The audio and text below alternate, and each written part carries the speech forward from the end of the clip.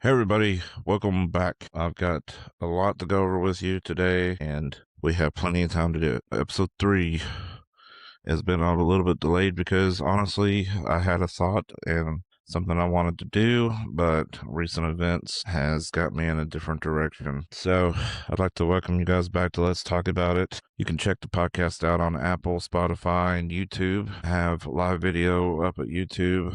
Obviously, audio only on Apple and Spotify. To those of you, like I said, who have taken the time to listen and given feedback, I do appreciate it, and it is awesome. Today's episode is just literally current events and everything that's going on.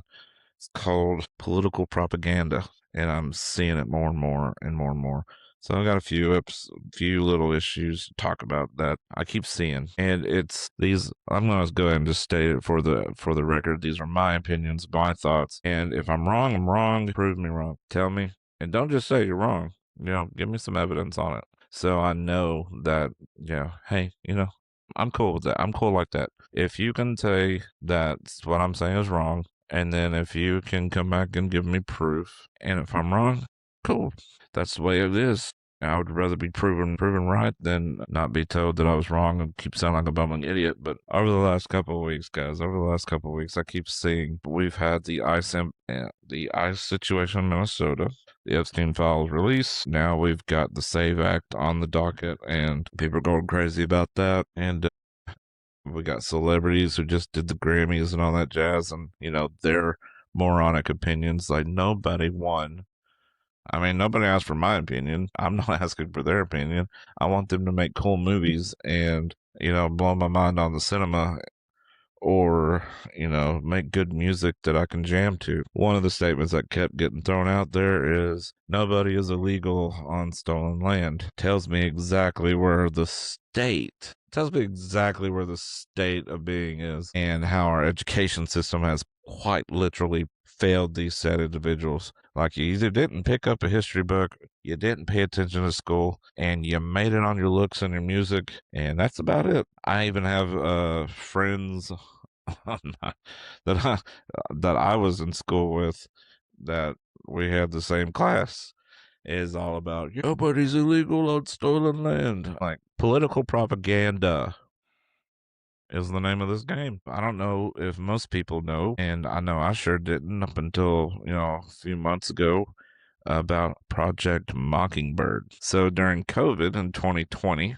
Project Mockingbird was used I always like to fiddle part. I don't know why I do this, but Project Mockingbird was used to spread propaganda. It was used to, every news channel was given the same reports about the COVID vaccine, the COVID this, COVID that, get the jab or you can't work or we got to stay inside to stay alive. Let me tell you something. People are talking about, Trump's administration right now and fascism and Nazism and all this bull. Let me tell you what, I've been an American citizen my whole life, as probably are some of you who are listening to me. I carry a photo ID. I have my social security card and I have a gun license. Yes, I have a concealed carry license. I'm a gun owner. and I went through training. I went through training courses to be able to prove that I could, by the state of Tennessee, to make sure that I could actually own, operate, carry a firearm. So don't come at me, bro, out of my stuff. So getting a little sidetracked already, but it is what it is. So I'm coming at you like completely just straight up thinking today. I don't have it scripted, so I'm gonna. It's probably gonna sound a little bit more natural to you, but let's talk about Project Mockingbird. Yeah, so it was proven that it was a propaganda tool used to basically all the news outlets were reporting the same thing. If one outlet said that COVID now's killed 20,000 people, the other outlets would say 20,000 people, and it was used as a control tactic. Now, I love conspiracy theories, I do, but I've never in my life been ever told that I cannot go outside. I can't be around my family. I couldn't be, I have to be within 6 feet of, distancing. They closed down organizations and they got everybody to do it with the, give it 14 days to give it 14 days to thin out. That 14 days turned into over a year and a half of lockdowns. And I understand it was a pandemic and I understand it was serious. I'm not saying it wasn't. I myself caught COVID 3 times. First time was rough. Second and third time was like a head cold. But where I'm getting at with this whole fascism and, you know, all this stuff, but I had to carry paperwork with me that stated I was an essential worker.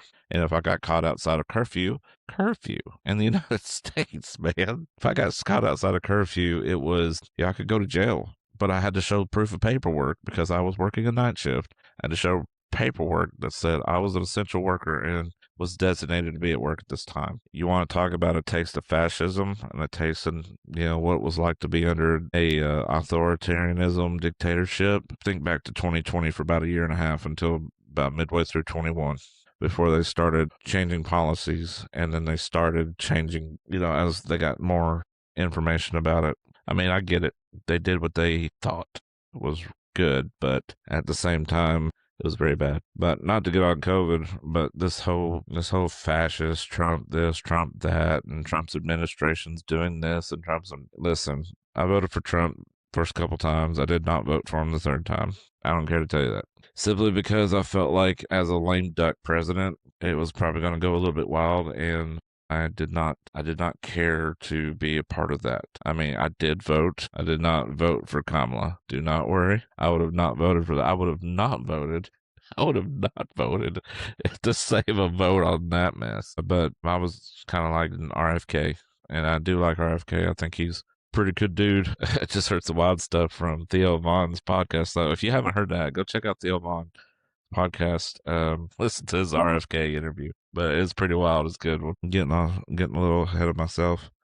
So, what 3 things that I really want to talk about today is quite literally this whole nobody is illegal on stolen land, the Epstein stuff, and from what I know of the Epstein stuff and the Save Act, and it is like literally like propaganda.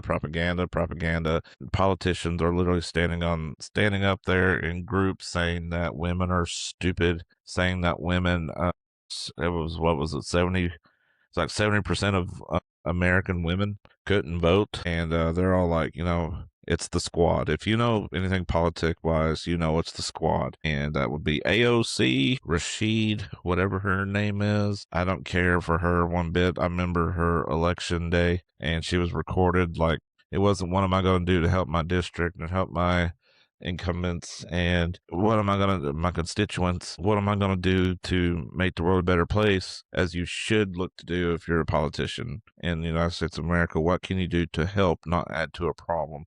But this woman was all like, we're gonna get AOC did the same thing. She got elected. Her first order of business was walking through the Capitol looking for Mitch McConnell because she was going to set the record straight. And we're going to fight Trump. I don't know why everybody hates Trump. He's just a goon. He's a troll, and he doesn't care what you think. The dude is like, I'll tell you right off. He calls AOC look like you. I mean, who does that? Trump. Like I said, he's a goon. Um, um, he has done some good for the country. I will, for one, say some stuff he has done good. the Dow Jones in the stock market is looking great. And for us blue collar working people, that is good for our retirement and our mutual fund stuff, the S&P 500, all that's, I mean, the S&P is like almost at 7,000. Never seen that before. Dow's at 50,000. Just hit that for the first time ever. But everybody just hates Trump and they want him out of office. So it's because he's good and he doesn't play by the rules. And that's how he is. That's how he did it in the first term. That's how he would have done it back in if he had won the second term. But, you know, we all know what happened with that. 4 years of, hey, look at there. Think, come on, bro. Everyone just lower your voice. It's a, hey, I got ice cream over here. Come on, Jack. Now what are you talking about? You know, 4 years of that garbage. Yeah, I love it. It's so stupid. Politics could be stupid. Politics could be funny. Politics could be serious. But I'm going to get into this. This is what I like to do. I have ADD, and I swear to you, like this stuff starts pumping and it just comes out. And I hope you could stick with me because I do have valid points here. But so I'm going to start with the first one. Twice I've seen friends on my Facebook page, like friends that one I've grown up with, and another one I know from, I won't say where I know them from, just because I don't want to keep names and locations. If you know, you know. But they posted up that whole nobody's illegal on stolen land. Buddy, let me tell you, a quick Google search and some research time will do everybody on that little trend some good. Number one, let's start back. We're going to take it back to the origins, okay? One, Christopher Columbus discovered America. Yeah, he discovered the continent America, right? The whole continent America. Just imagine this is the top of Canada, and this is the bottom where Brazil and Chile is. Okay, the whole continent America. He didn't discover it all, obviously, but he discovered Florida and around there. So that's where Columbus discovers America. Okay. Fast forward, the Spaniards come in and they occupy Florida. Matter of fact, the reason why Florida's name is Florida is because it was a Spanish word for floral, because Florida apparently is very pretty back in the early days before it turned to swamp and beaches and New York City on the beach. Shout out Miami. So Florida is discovered. Native Americans are discovered. They called them Indians because Christopher Columbus thought he was in India. This is true. I'm breaking it all down in layman's terms. That's where the term Indians come from. It's like they thought that they were in India, another country that was already established before America. Okay, Europe was well on its way before America ever became. Matter of fact, this year is 250 years since we've been established. 250 years. There's places in Europe that thousands of years old. look at Israel, Iraq, Iran, Pakistan, Afghanistan, Russia, China, India, Italy, London, the United Kingdom, all established way before the United States were. Matter of fact, guess where we came from? If for those of you who don't know, who never studied history before, we came from England. So, with that being said, the OG 13 colonies. Yes, we came over here from England, and that was due to, if I'm not mistaken in my history, was due to religious reasons, and a lot of I believe they called them the Shakers, the Quakers and the Shakers. I don't know. We call them pilgrims. They came over here. There was an original colony in Roanoke that got destroyed, and nobody knows what happened to that colony, but they left a cryptic message on a tree. That's some crazy Appalachian history for you. So they came back again, reestablished colony, and then spread out all the way from New York, which, let's just be real. Like, we spread out. We weren't 13 groups. So we probably went from like upwards of New York, Boston, Virginia, and, Virginia, all the way down through Florida, all the way up and down the East Coast. The original 13 colonies. So we settle here. Guess what? Guess who we meet? We meet the natives. If anybody got a raw deal, and I mean this, if anybody got a raw deal, it was the Native Americans who were here that we discovered. And I'm not going to get too into that, but I've been out west and I've seen the Indian reservations with my own eyes, and it's terrible. Yeah, we have Americans living in poverty and, hardship, but these guys, It's just like they were out there and they just got forgotten about. And I know they have tribal law and they have their own, like their reservations are tribal land. But I really, if anybody got a bad deal about the whole stolen land thing, I'm pretty sure the Native Americans have gotten the shaft. And I mean that seriously. But, it is what it is at this point. We can't go back and fix history, but what we can do, instead of being, what we can do is try to fix it. But that's if both parties are willing to work together to fix it. Sorry. Anyways, so we meet the Native Americans. We start doing trade with those guys, and like I said, they got a bad deal after a bad deal. The Spaniards in Florida bringing smallpox and disease and trading these blankets with they're doing bad trade deals. They're giving people disease-ridden clothes, disease-ridden stuff, and trading, for like tobacco and corn and stuff like this. These guys are just like, and we're all like, giddy up. But I say that to say this: America wasn't stolen. America was conquered. It was conquered by war. It was conquered by the. Look, if you even go by Darwinism, the rule of evolution is the survival of the fittest, right? More advanced, took care of business. And that's where we'll go from there. So before the Revolutionary War, we had the French and Indian War. That was a big East Coast battle, and the French and Indian War solidified. After that battle, there was treaties signed, and deals were made, and that solidified the East Coast basically. A few years later, now this I didn't know, and this is, I mean, I did know about the Louisiana Purchase. Don't get me wrong. Never really read it until I got onto this mess about the whole stolen land garbage. So the East Coast is settled. It's expanding. We're growing. King George is taxing. We're getting really sick and tired of paying 3% tax on tea. Boston Tea Party, it all comes before we even get the Revolutionary War here. So I say this: Napoleon, I did not know, and this was because I was doing research, but Napoleon was actually in Louisiana with his armies and pretty much controlled most of them. This was definitely after the Revolutionary War. This was after the Revolutionary War. The president at the time, I think it was Andrew Jackson. Maybe it was Thomas Jefferson.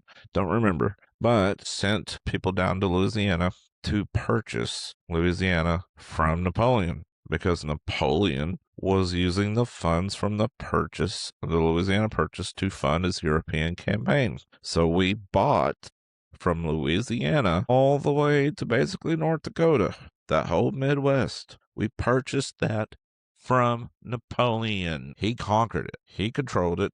His armies did. We bought it and expanded our states from the East Coast to the Midwest. Now, that's that. Now from Texas on to California. That is the Spanish-American War. Before I get there, the Revolutionary War has happened. We have the French and Indian War, Revolutionary War. Revolutionary War, we gained our independence, had our first president, George Washington. We had the Declaration of Independence, the Bill of Rights. Everything was handed out, and we were solidifying ourselves as a sovereign nation at that point in time. By that declaration, we beat the world's largest empire, an empire. We beat them with farmers and dedication and determination. We had military, we had militia, but we also had a lot of farmers who picked up rifles, and we won the war. I mean, the Revolutionary War, if you want to look at it, was pretty much guerrilla warfare.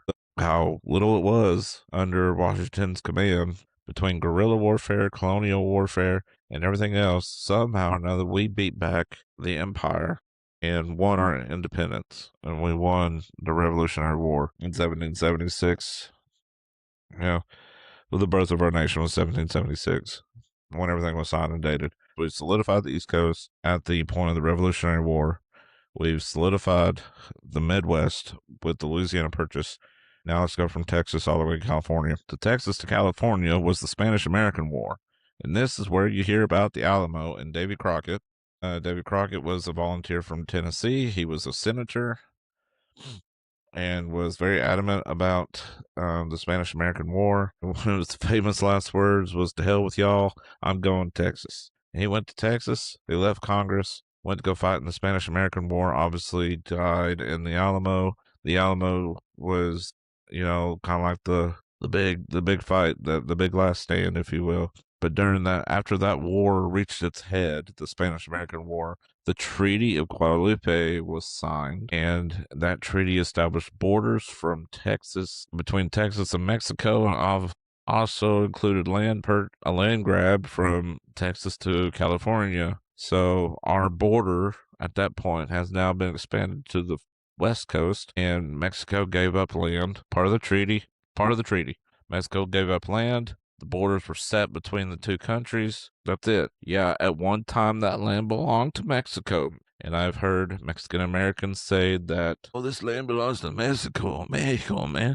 Hey, I get it, but your Mexican ancestors lost that with the Spanish American War and signed it away to a treaty. That land was given to us and conquered by us, if you will. So the land is not stolen. It was conquered. It was acquired by wartime treaties. That solidifies all from the East Coast to the West Coast. Now, when we're getting up towards around Canada, North Dakota, and those borders up there, I just assume that I'm sure there's more history and more land rights and everything else in our history. But those were some of the major ones that really joined the United States from the East Coast to the West Coast. Revolutionary War, the French and Indian War, the Louisiana Purchase, the Spanish-American War, the Treaty of Guadalupe, all those 5 instances right there secured the United States as it is today and established borders and land. Now, like I said, out west was different because where we had been cooped up in the East Coast, we decided to expand west. We had the gold rush, we had the silver rush, we had the land grabs because they wanted that stuff settled. Well, guess who's over there? That's where the main hub of a lot of Native Americans were. You had the Comanches, or not the Cherokee, excuse me, Cherokee was east side, but you had a lot of the Apaches, the Comanches, the really warring tribes were out there in the plains, and that posed a lot of problems. Now we have the United States military with Colonel Custer and Custer's last stand at the Battle of Little Bighorn. So, yes, the Native Americans got a bad hit. And I will say that, I mean, per history, they got a bad hit. The Trail of Tears from Tennessee all the way to the Carolinas to Oklahoma, to where the reservations are in Oklahoma. Yeah, history was bad to the Native Americans, and it sucks. Some natives actually, I mean, I'm not going to say all the natives in modern day have it rough, because some people did assimilate and, they kept their tribal laws and everything, but they didn't just stay stuck in the wild, wild west like the reservations out west. Of course, I don't know. I wish I knew more, but what I've seen with my own eyes, it's sad and I hate it. And that's just me. I'm sure there's other people that feel the same, but it's just a sad situation. And like I said, until both parties are willing to do something about it, maybe at some point both parties can sit down and have a powwow and get it together. But for you people, for you people who are out there as a celebrity or somebody who thinks that your opinion matters because you're famous and blah blah blah, and you're just doing this for your fans and doing it for likes and doing it for, oh, I just did this and that, and I'll say it, Billie Eilish, your music sucks. You're like pre-med, you're preteen kids who want to. Every time I listen to that music, dude, I mean, when she first came out, I was like, yeah, it's whatever, a little poppy, but now it's like almost every song that she sings, man, it's like, really gonna sing like this in a low tone, or I'm gonna try to be like mysterious. Every time I hear her music makes me want to slit my wrist. Like, I don't, is that what you're going for? If you want to be a cool female artist and make some cool music, why don't you be like Paramore? Be like Miss Williams. Paramore slaps. There's other, like, I mean, I don't know what your stick is, if you're just trying to be like sad and mysterious. I don't know. I don't get it. But you making a stupid political statement after winning a Grammy. You know what you should have said? You really know what you should have said? Look, lock in. Lock in, okay? Lock in. Thank you to my fans for making this happen for me. Thank you to the producers, right? Thank you for thank you to my manager. And I look forward to making more music I look forward to making more music and winning another Grammy. Thank your fans, thank your family, whatever. Not here, I'm gonna fit in with the Hollywood crowd and say nobody's illegal on stolen land and screw ice. Girl, stick to making music. Maybe make some better music. I don't know. My stupid Trump impersonation. Maybe make better music. I don't know. It's not the best. It certainly hasn't been good. But I don't know. Get out of the dark and depressing and maybe turn a light on in your house or something. Oh, don't care, man. It's just like you're gonna sit up there and say something stupid and then like everybody in the audience is like, she's so brave. No, no, she's doing it to get in with the crowd. It's what happens when you do crowd work. You try to get in with the crowd. And when you get in with the crowd, oh, all of a sudden everything starts lining up. I said all that to say that. I just can't stand Billy. Preteen kids are over here like, Bill. I actually heard a preteen kid one time go up to me, and it's when Billie Eilish first came out. She was like, Billie Eilish is my wife. She is my life. I was just like, kid, she doesn't even know you exist. Broke that poor kid's heart. Love it. Okay, I said all that to say this. I gave you the history lesson, a quick Google search, a history book. You can find all that information. Don't stand up there and make stupid comments without doing without doing research, dude. You're spreading propaganda. You're adding to the machine. Stop. Just stop. Thank your fans. Thank your producers. Thank your manager. I'm gonna make you some better. I'm gonna make more music. Here's to the next album. Rock on. Thank you for the Grammy. Cool. I don't know. I've never won an award. I have won an award for being a good employee. I got Employee of the Year, and I got a Dundie for cringeworthy TikToks. Oh man, that was a good one. That was fun. Um, so y'all understand what I'm saying here? I gave you that quick little breakdown from just those treaties and the wars, and that pretty much solidified the United States. The land isn't stolen. The land was definitely acquired. The land was conquered. The land was bought and paid for by blood, money, and whatever else that you could think of. Silver, oil, gold. That's how the land is ours in the United States. Military presence. We beat an empire. Nobody messes with us. We are the empire. We're the greatest country in the world. We have the strongest military in the world. Don't mess with us.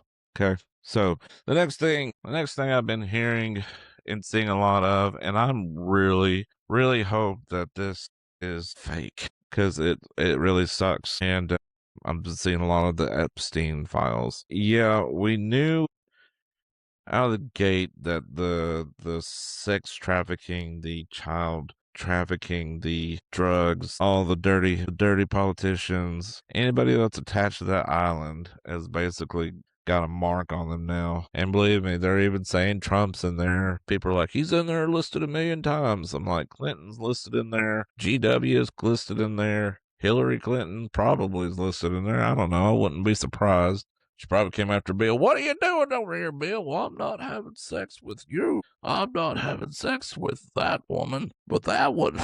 Nice melons. Anyways, it's not a joking matter, but I find comedy to kind of help alleviate some of this garbage. But let me tell you, I hope from what I'm reading it is not accurate. There's other creators on TikTok who's actually going through all this mess, and I don't know what's fictitious and I don't know what's real. I mean, I've read some of the leaked documents and then a lot of them don't make sense, but then a lot of them is like, oh my goodness. I mean, I'm gonna say this, and this is where I hope that it's a bunch of fictitious stuff, but they're talking about satanic cultish stuff. They're sacrificing children. They are worshiping Baal, which is an old Canaanite god, and one of the uh, issues that they had to deal with a lot in Israel whenever they switched back and forth from, being, following God, or they'd follow the gods of the land. Yeah, prophets of Baal. Elijah and Elijah dealt with a lot of the prophets of Baal and Jezebel and all this stuff. But and Moloch, these deities, these false gods, required firstborn child sacrifice. Sacrificing your firstborn child, the one that you've been waiting for forever. They demanded a sacrifice to appease that. Baal, it sickens me. Another sacrifice, cannibalism, blood for blood. Just hearing the people just, I mean, I've not just heard this about Epstein's Island and Epstein files. I've heard this about the Hollywood elite having these pizza parties and having these get-togethers where they bring in somebody, sacrifice them, drink their blood. It's like freaking vampires, bro. Like, what in the world is going on? I don't know what's going on. I'm disturbed. The reason why I'm talking about this is I'm disturbed about it, and it's bothering me because what can we do about it? They made a comment on the news outlets the other day. It's like, if we arrested everybody on the list, the system would collapse. Maybe the system needs to collapse. I don't know. Maybe we start at one point, collapse. Okay, replace system with good people who are not out to world dominate and eat people. Okay, we fix that problem. Then, hey, let's go over here, fix this problem. So remove the corruption, move the blights, and replace it with good and light. This is the stuff getting out that makes me sick, and it makes me think that America is not the America I grew up in. I'm going to be honest with you. Ever since Charlie Kirk got shot, I have felt that America is no longer the America I grew up in. Yes, we've been through a lot. In my lifetime, we have been through a lot. I mean, yes, I didn't experience World War One. I didn't experience World War Two. I did not experience Vietnam or the Cold War. But what I did experience growing up was Desert Storm. I experienced Desert Storm, the whole 21 years of Afghanistan, the night on, September 11th, the towers fell. I was there for that one. Yeah, I was a freshman in high school when the towers fell. And September 12th, the next day, they were like, oh, we got America. We broke her in half. No, you really solidified us as everyone came together and was helping people. And it was like we were looking out after each other for a while there. Yeah, some of the stupid racists was like, oh, you brown man, you very bad. Screw you guys. But what didn't make no sense was 21 years later, and we pull out of Afghanistan with it was like, oh my gosh, a terrible withdrawal. That was Biden's administration, terrible withdrawal. Not only the wars and the destruction and stuff, but we've also experienced the pandemic. 2020. Everyone talks about 2020, yet it's still 2020. It's 2026, and we're still talking about it. It was a traumatic event for a lot of us, but a lot of us were like, something's wrong. The sensors were going off, the alerts were going off, the flags were raising. Something ain't right, and it feels off. It really does. And then when Charlie Kirk got shot last year, me and my friends, and I talked to a lot of different people, a lot of different people. And these people that I talk to come from different backgrounds. They have different religious views. They have different ideologies. Some of them live in the mountains, don't even know how to operate a cell phone without it being a flip and making a call. Some people, you put a screen in front of their face, they're like, what do you do? I don't know what this is. Even everybody that I was talking to about this, we were all saying the same thing. It doesn't feel right. Something feels wrong. There's been a shift in the atmosphere. There's been a shift. It's like we moved from one instance and we turned the page, and now we're in the chapter 2. It doesn't feel right. It hasn't felt right. Now, I don't know. I'm not even getting into the whole Charlie Kirk stuff. I liked listening to him. I agreed with him on some stuff, and some stuff I didn't agree with him on. But for the most part, I did. And I especially like his approach to prove me wrong. If you could prove him wrong, he was like, okay, you got me. We'll reevaluate. But 9 times out of 10, he knew his stuff. He did. So, but in regards to these Epstein files, I would caution anybody that's wanting to know information about them to really take it with a grain of salt. First of all, you have to understand too that a lot of information in there, just because something is named, doesn't mean that they're part of it. It could be that they're talking about this particular person behind their back or through email, and they're discussing options. Do not play me for devil's advocate on this. I'm just saying you have to read it and understand these things. Just because someone's name is written in there doesn't mean that they were on the island. Okay, that's all I'm trying to say. That's it. Read them at your own risk. Now, Ghislaine Maxwell, who was the other day in for questioning, had the opportunity to save so many lives. You know what her answer was to everything? I plead the fifth. I plead the fifth. I plead the fifth. 1, 2, 3, 4, fifth. Every question, fifth, fifth, fifth.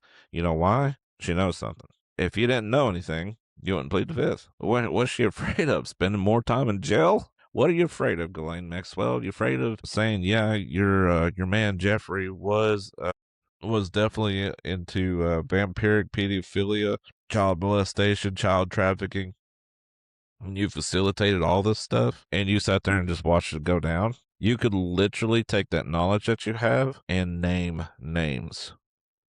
You literally could save lives and name names. What are you saving yourself for? You're already screwed. Just because you won't say nothing and get yourself indicted and put into prison for life, honey, you're already there.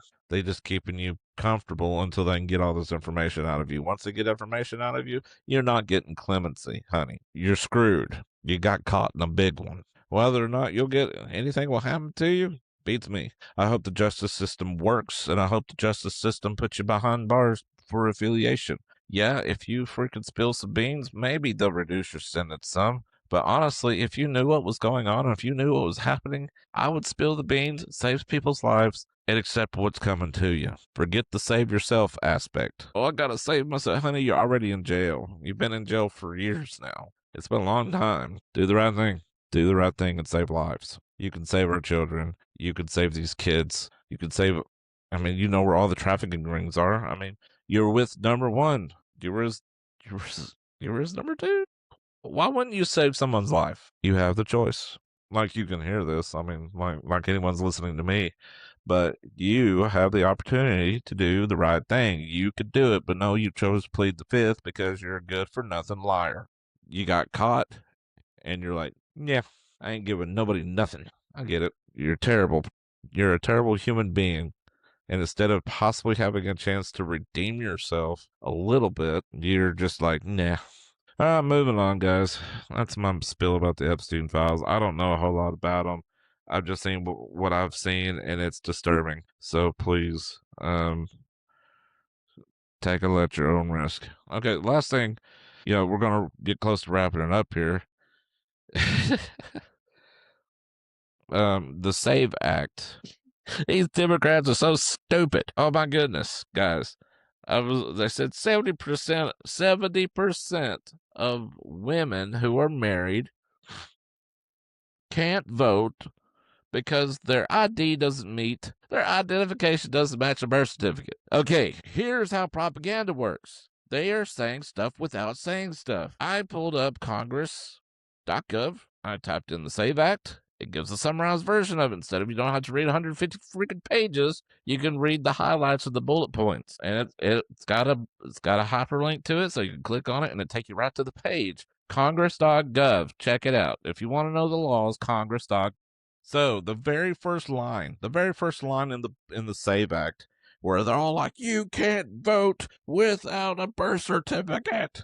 Baloney. It's malarkey. It's malarkey. But pull some freaking Bernie, get some Bernie up in here. It's like, Mr. Musk and his ideas of things are terrible. The Democrats are stupid. They don't read, and they choose to just use propaganda. Now, let me hear it.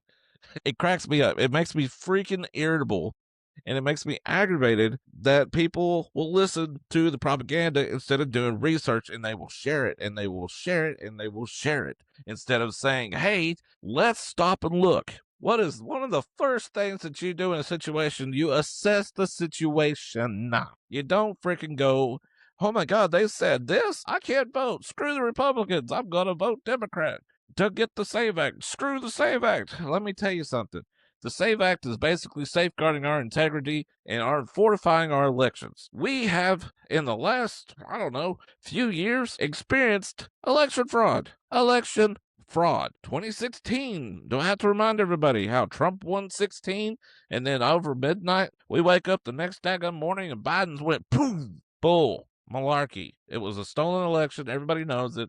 They won't say it. I'll say it. I don't care. I have nothing to lose. These are my opinions. These are my thoughts. You don't like it? Prove me wrong. Okay? Still, yet, this situation with the SAVE Act, the very first stinking sentence of this thing, it refers to using a birth certificate, taking a birth certificate to register to vote, to show proof of residency in the United States. What do you have to do at the daggum DMV every time you go get your license done? You have to go take your license, your Social Security. You have to form two forms that have your name of residency of your house before they'll even touch you. The DMV will freaking, you're talking about vampires. Let me tell you, semen sample, stool sample, blood sample, firstborn. Give me a hair sample. Give me your two freaking electric bills, two light bills, before I'll even decide to give you an identification.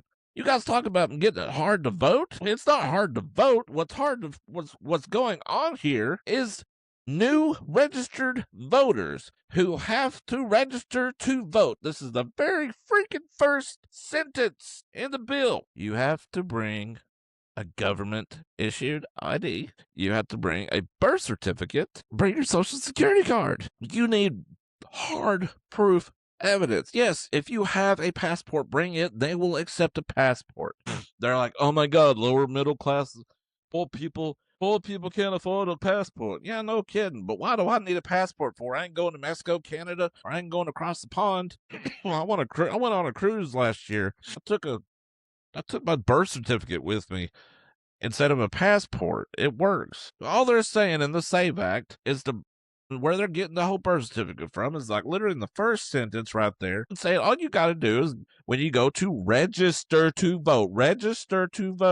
That means if you're not currently registered to vote, you don't have to worry about this, and all you got to do is bring a photo ID to the polling booths. But if you're registering for the first time, you need to bring a form of identification. It's no different than buying beer, no different than buying cigarettes. It's no different than going to the doctor's office. There's no difference than going to buy a car. There's no difference at all. Even buying a firearm. You got to pay some background check and give photo identification. Why is it that the only thing in this stupid country that requires you to not have to have identification is so the freaking politicians can live in Washington, D.C.? They want everyone to vote. Voting is everybody's right to do. Guess what? We have rules and regulations to keep our elections integrity sound. You want to keep America on the right track? U.S. citizens, people who live here legally, people who were born here naturally, people who came here legally have the right to vote. Immigration legally, let me tell you, that is okay. It's okay to beef up the system a little bit, especially when there's been so much fraud in the last, 10 years. You tell me, America. You tell me, my followers, my friends, my people who are listening to me. If you have to have a driver's license to buy and rent a car, if you have to have a driver's license to drive a car, if you have to have a driver's license to show at the DMV to show who you are at the DMV when they could pull up your Social Security number and check it. If you got to go to the doctors, they ask for proof of insurance plus your photo ID to verify. You want to go buy a pack of beer, your 6-pack of beer, you got to show proof of ID that you're over 21. If you want to go buy a pack of cigarettes, got to show ID showing you're over 21. If you want to do this, if you want to do that. If you travel, if you go to a hotel, guess what? They're going to ask you for a credit card and they're going to ask you for photo ID. Everywhere ask for photo ID. Get off your high horse and get with the program. They said that 70% of women who are married wouldn't be able to vote. Honey. When my wife got married, she got a marriage license. We have a marriage license. It says that her name is now, last name is Northcutt, okay? Her name was changed. She goes down to the DMV. She takes the marriage license, okay? Guess what? She has changed her driver's license over to reflect the name change. Your birth certificate, listen, I don't know. I don't know if they would update that information on your own or not, but it wouldn't care to go into the DMV and ask. You have to go after you get married. Unless you're like some friends of mine. I do have friends who are married, and they opted she opted not to take her husband's last name. And they're cool with that. That's their thing. It's whatever. Because she said it was just easier to deal with, and it's not a pain in the butt because, after her first marriage, blah, blah, blah, you can put the pieces together. Have to go from this name back to this name, and then it's a lot of red tape. But when you go to the DMV to make a name change, okay, you have to update your social security number. You have to update you have to update your social security number, your social security card. You have to update your driver's license. Might as well ask them if that's going to update the birth certificate. But my dear, if you've already been registered to vote, you have to update the voter's registration card to match your ID. There's a way to do it. They will make it easy.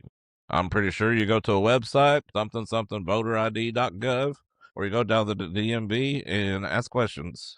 70% of married women should not be afraid to go to the DMV and get your name changed. You should have already done it. Most women do. When they get married, they take their husband's name and they go through the changes to make everything legal. Because not only that, when you buy a house, you have to have both names on the deed. When you buy a car, if you buy it together, you have to have both names on it. It's just a lot. The Democrats are using a fear tactic to say, oh, well, women won't have the right to vote. Women have the freaking right to vote. It's in the Constitution. Civil rights were fought for. Civil rights were fought for years ago for women to have the right to vote. Civil rights was fought for years ago for Black Americans to have the right to vote. What was it? It wasn't the 21st Amendment. Maybe it was the 18th Amendment. I don't recall. I don't have my phone in front of me. I can't look it up. Your right to vote is not being taken away from you. What is being added to the American people is called peace of mind, and the Democrats want to spew it, and they want to spin it to make you afraid of it, to where you will say, I can't do this. I can't vote. Oh my gosh. And they get into your head because of the propaganda of politics. Stop letting propaganda of politics get into your brain and start researching answers yourself. You can't listen to them. Yeah, they're gonna create the laws. They're gonna push the law of the land. But you know what? When I see the squad, it's the new. This is what we're kicking around this week. When I see those particular Omar, Rashid, AOC, Warren, every time I see these individuals come up before you and they're going, oh my God, you can't vote. I mean, they said I can't vote. I can't do this. This is bad for 70% of women. You should run as far as you can, and you should be like putting your fingers in your ear going, no. They are socialists and want to push that socialistic agenda. Don't fall for their garbage, folks. Do your research. Go to Congress yourself. Literally, I spent like 5 minutes and I looked it up myself. And like within the first sentence, I was like, that makes sense. Yeah. If you're registering to vote for the very first time, you will need your birth certificate. You will need your ID. And it will have to match. But the DMV obviously will tell you how to do it.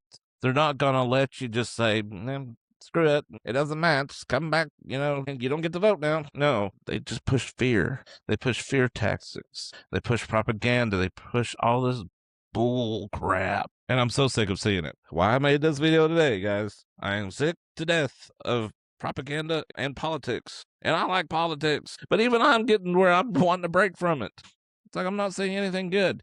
Trump promised 100,000 things. You know what? Guess what? I haven't seen nothing come of it. I've stopped 9 new wars from happening. Great. Well, you started a new one in Venezuela, more likely. What was that about? And I had friends who were like, this is a big win. I'm like, please tell me where. I don't get it. I don't see it. I don't know. Explain it to me. How's this a win? I don't like the idea of tariffs. We're in a hyperinflated economy. We have people in Canada griping about the United States because they're losing business in Canada because the United States was buying stuff from Canada and the tariffs are so expensive in Canada that they're having to shut down shop because they can't afford to ship it to us because of shipping and tariffs. You're killing small businesses in another country. You're like, who cares about Canada? Listen, dude, they're our neighbors. We honestly should probably try to flip-flop all the time about Canada. But in all retrospect, dude, I mean, they're all humans. We're all humans. Some are worse humans, but the majority of us are just humans. And we let politics and we let stupid stuff divide us. We need to be more joined nowadays and be more in unification with everybody instead of being so divided. It's what they want. They want us divided so they can control us. Anyways, I'm about to blow my voice out, guys. So thank you for joining me today for this really unscripted Let's Talk About It. So check us out on YouTube, check us out on Spotify, on Apple Podcasts, and like, share, repost, tell somebody about it. Until next time, let's talk about it.